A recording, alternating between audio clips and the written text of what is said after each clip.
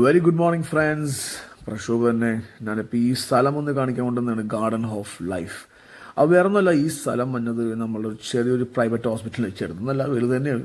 അപ്പോൾ ആ ഒരു പ്രൈവറ്റ് ഹോസ്പിറ്റലിൽ ഒരു ഗാർഡനാണ് എറണാകുളത്ത്.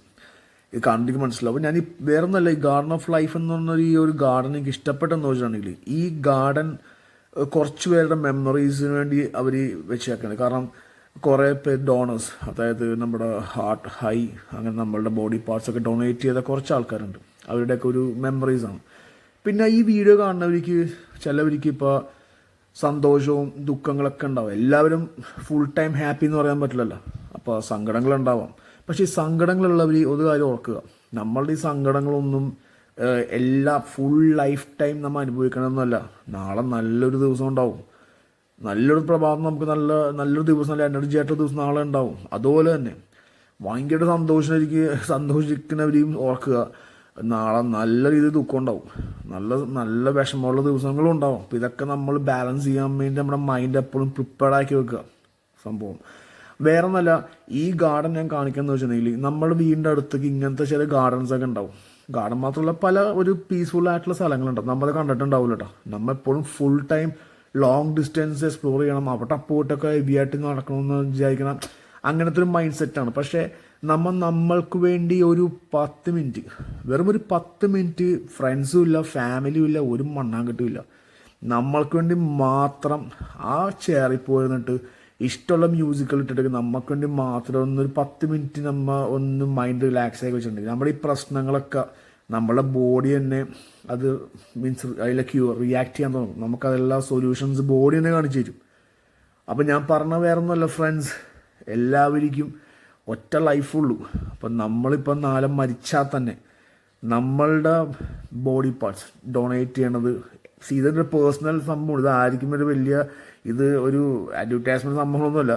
എൻ്റെ പേഴ്സണൽ അഭിപ്രായമാണ് ഡൊണേറ്റ് ചെയ്യണ സംഭവം. കാരണം വേറെ ഒന്നല്ല, ഈ നമ്മൾ മരിച്ചാലും വേറൊരാൾക്ക് നമ്മൾ ജീവിക്കണം, അത് വേറെ മൂടായിരിക്കും അല്ലേ? നിങ്ങനെ ചിന്തിച്ച് നോക്ക്.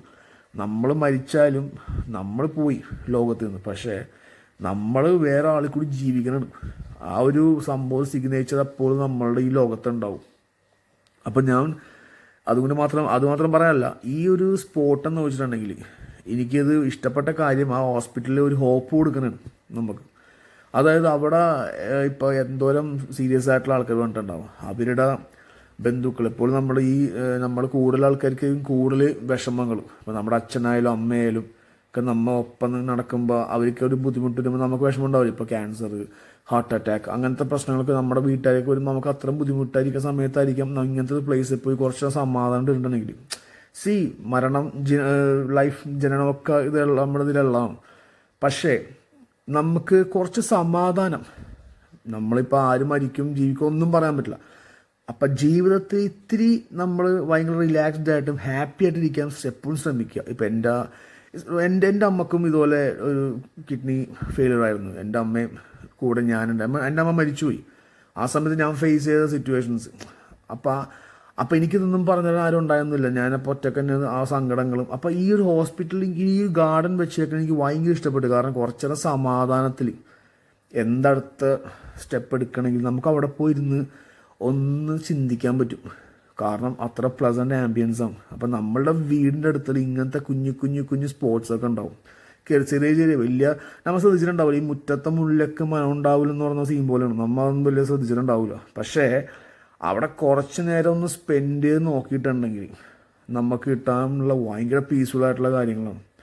അങ്ങനെ ഞാൻ വേറൊന്നുമല്ല, ഇപ്പം ഞാനിത് ഈ വീഡിയോ എടുക്കുന്ന വെച്ചാൽ ഞാനിത് വലിയ ഇതായിട്ട് എടുത്ത വീഡിയോ അല്ല, ജസ്റ്റ് ഒന്ന് വീഡിയോ എടുത്താണ്. എനിക്ക് ആ രാവിലെ ആയതുകൊണ്ടും നല്ലൊരു ആംബിയൻസ് തോന്നി എടുത്താണ്. അപ്പോൾ എല്ലാവർക്കും എൻ്റെ വീഡിയോ ഇഷ്ടപ്പെട്ടെങ്കിൽ എല്ലാവരും ലൈക്കും ഷെയറും സപ്പോർട്ടും ചെയ്യുക.